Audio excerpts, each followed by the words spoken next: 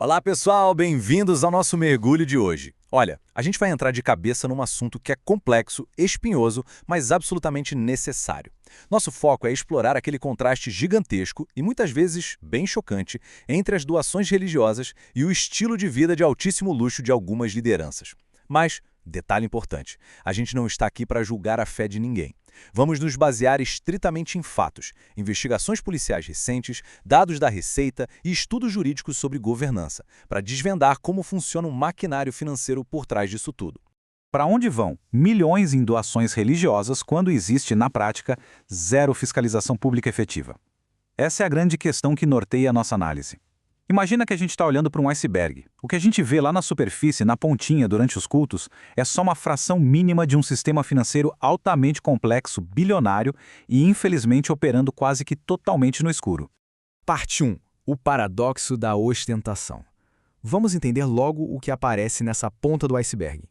O primeiro sintoma claro desse problema é o que os pesquisadores chamam de paradoxo da ostentação ministerial.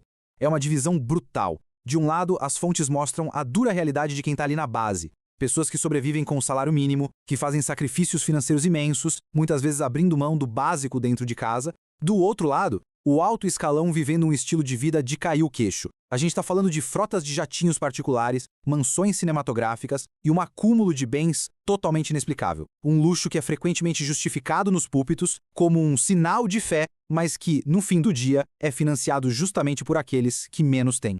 Mas como é que esse dinheiro passa de uma ponta para outra? Os estudos apontam para um fenômeno jurídico bem específico chamado confusão patrimonial. Em termos simples, é a prática ilegal de misturar o dinheiro que é da instituição com o dinheiro da pessoa física. Na prática, verbas sagradas que deveriam ir para filantropia ou para manter o templo acabam pagando a fatura do cartão de crédito pessoal do líder, contas de luxo, viagens internacionais e tudo isso sem absolutamente nenhum escrutínio externo. Parte 2. A teologia da prosperidade. Descendo um pouco mais nas águas desse iceberg, a gente precisa entender o motor de tudo isso.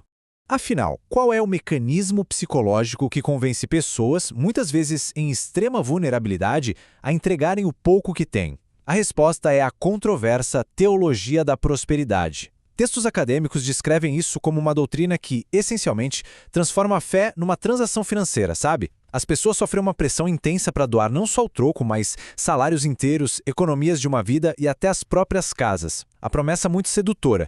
Te dizem que o seu dinheiro é uma semente e que plantar essa semente vai meio que forçar o divino a te devolver riqueza material multiplicada, além de curas físicas milagrosas. E para a gente entender o impacto devastador disso no mundo real, as pesquisas trazem relatos que cortam o coração.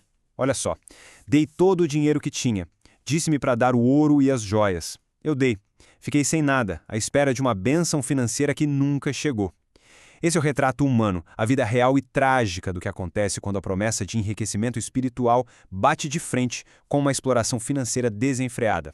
Parte 3. O buraco negro fiscal. O que é realmente interessante agora é entender por que o Estado tem tanta dificuldade de intervir.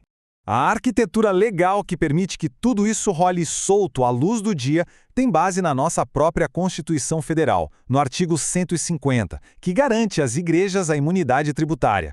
E claro, isso é um princípio vital para garantir a liberdade religiosa. O problema que os documentos apontam é a gigantesca lacuna que vem de brinde. No Brasil, não existe exigência legal para identificar quem está doando. O fluxo de caixa acontece muito em dinheiro vivo, solto, sem regulamentação. Isso cria um ambiente de total opacidade na hora de rastrear de onde veio o dinheiro. É um verdadeiro buraco negro fiscal. Para a gente conseguir materializar o tamanho absurdo desse pão cego, pensa nesse número. 3 milhões de reais. Esse foi o valor mínimo que teria sido desviado num caso envolvendo 12 ex-pastores de uma das maiores igrejas do país no Distrito Federal. Eles acabaram demitidos e investigados pela própria instituição. E a matemática financeira documentada pela Polícia Civil nesse caso é simplesmente surreal. A conta não fecha. Pega esse exemplo, um pastor regional com salário oficial na faixa de R$ 2.900 por mês comprou um apartamento de altíssimo luxo em Brasília avaliado em R$ 2.600.000. As parcelas do imóvel, inacreditáveis, R$ 87.000 por mês. O grupo usava empresas de fachada para lavar o dinheiro desviado do tal culto dos 318, que era focado justamente em atrair empresários. E o mais assustador é que nada disso acionou os alarmes legais imediatamente, puramente por causa dessa falta de prestação de contas. Parte 4. O escudo para o crime. E aqui a gente chega no clímax desse problema todo. Líderes gananciosos desviando dízimos para comprar jatinho é grave sim, mas acaba sendo um problema interno da instituição. O perigo colossal para a sociedade toda é quando esse sistema blindado e opaco atrai o crime organizado de grande escala. Relatórios investigativos são bem claros. Facções criminosas pesadas como o PCC e o TCP têm explorado exatamente esse vácuo na lei. Eles usam templos de fachada para lavar dinheiro do tráfico de drogas, registrando o lucro ilícito como se fosse oferta de fiel. A Operação Mafiusi, que o pessoal até apelidou de Lava Jato do PCC, escancarou milhões sendo transferidos de igrejas pentecostais direto para operadores logísticos dessas facções. 400 milhões de reais. Esse foi o montante movimentado por uma organização criminosa usando a conta bancária de uma única igreja num caso em 2012. E sabe qual é o detalhe mais bizarro revelado pela Polícia Federal? Essa igreja era totalmente falsa. Não tinha templo, não tinha endereço de verdade, não tinha um único fiel frequentando. O CNPJ religioso foi criado do zero exclusivamente para servir de escudo e blindar dinheiro sujo contra a fiscalização da Receita Federal. E conectando os pontos de volta àquele escândalo no Distrito Federal, as investigações indicam que parte daqueles dízimos desviados supostamente ajudou a semear a estrutura financeira do infame faraó das bitcoins. A gente está falando de um esquema monstruoso de pirâmide financeira que lavou mais de 281 milhões de reais. Isso prova por A mais B que a falta de governança interna nessas instituições não fica contida lá dentro. Ela transborda, afeta milhares de investidores e machuca a economia nacional inteira.